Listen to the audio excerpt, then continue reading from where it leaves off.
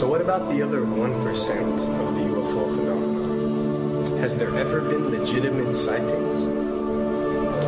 As promised, we're going to cover this 1% in a future episode. But I'll share with you something a wise man once shared with me. Before we should start focusing on dealing with problems outside our world, we should first focus on solving the problems within our world.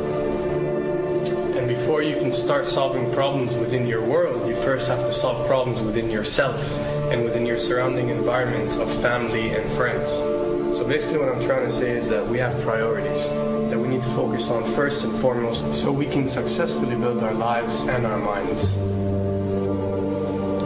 Now, it's no secret that the difference between what the government knows about UFOs and aliens and what is shared or released to the public is extremely enormous. And unfortunately, governments and several organizations on Earth are taking advantage of the UFO phenomenon to achieve worldly agendas. So why do we see particle beams, huge ones, firing at things that are, you were saying 200,000 Gs? Yep. I mean, go over that. Well, because I think it's part of a test for if there are bad guys out there. Or maybe they're doing preparations for faction. We may be looking at more than one faction. Remember, these groups tend to fragment. They fractally fragment so that you have wars within wars within wars. You know. But why would NASA release that footage? Well, remember, you've got all the good guys in NASA, and then you've got a few who are not good guys. The good guys don't know that there's something to keep secret. Remember, the lie's different at every level. They believe the lies they've been told. So when you set up a structure, an institution, which is supposed to be open and above board and is supposed to present live TV of the shuttle missions, they present live TV. Now, the controllers can't say, oh, well, you can broadcast this, but you can't broadcast that. Because the honest guys will then say, sure. Well, why can't we broadcast that? So people always say if this was happening, it would come out, and it is coming out. Well, I mean, I agree with you. When you've got the Catholic Church saying we need to love the aliens, they're our brothers, when you've got every major denomination saying it, when you've got all the movies, and you've got, in the 80s, huge programs at the Olympics with aliens landing, fake aliens, and you've got huge things the size of 3 football fields floating over Dallas and stuff all over the place.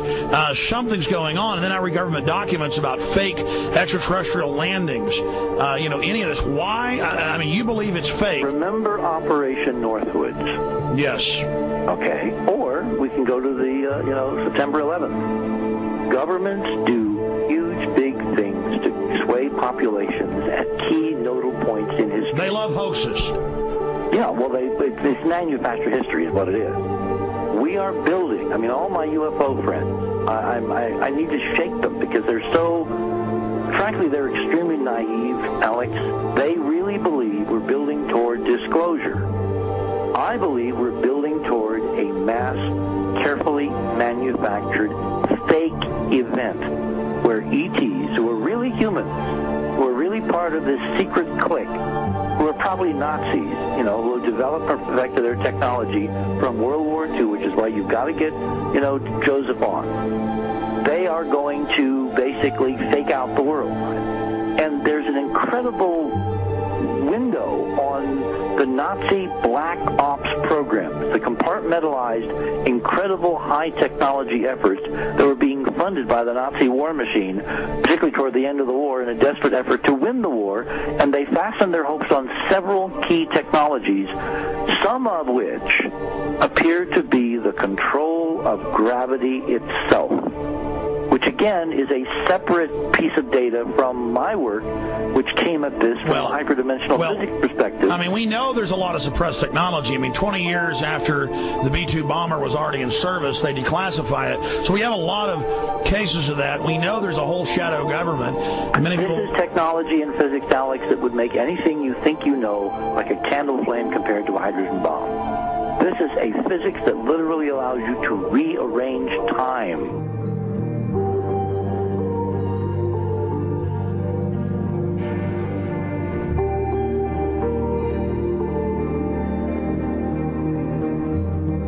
But I mean, imagine you've got all these compartments in these pyramids within pyramids of compartmentalization. That's why that's the New World Order symbol.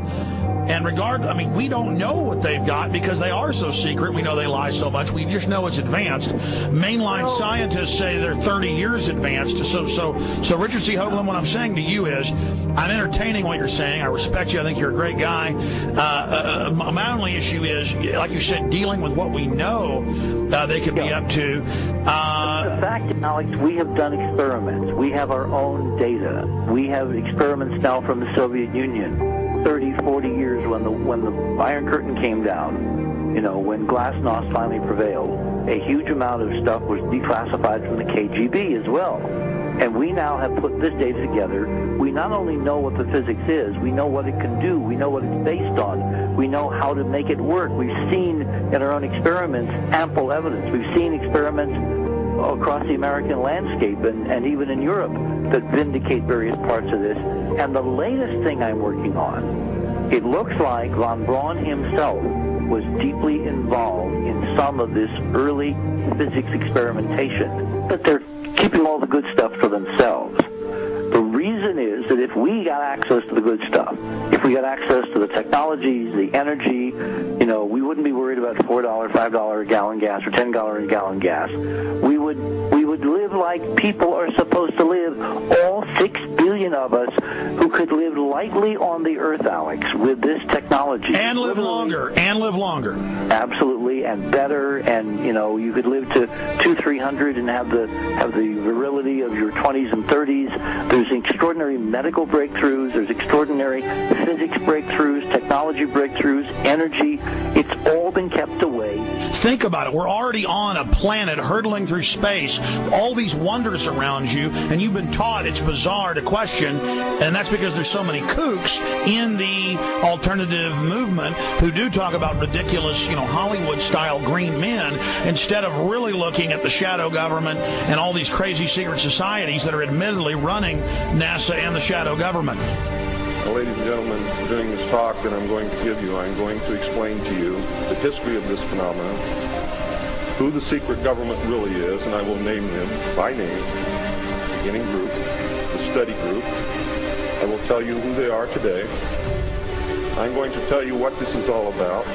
I'm going to tell you who's selling drugs to your children, and I'm going to tell you why the United States government is afraid for you to find out what the truth is regarding UFOs.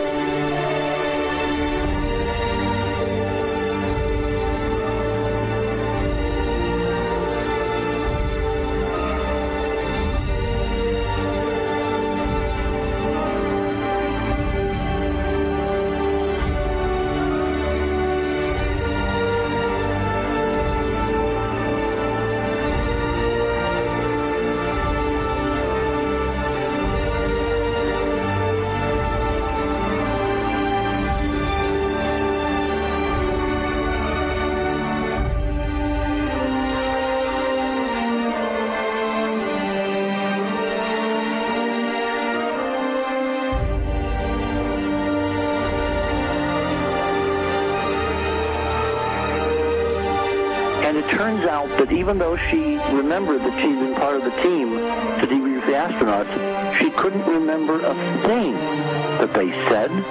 She couldn't remember why she no longer was working with NASA.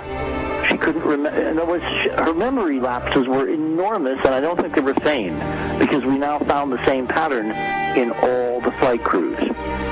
Because the awful truth, Alex, is they have been brainwashed. They have been mind controlled. They have had a technology, a very sophisticated technology, which took away the real missions that they experienced.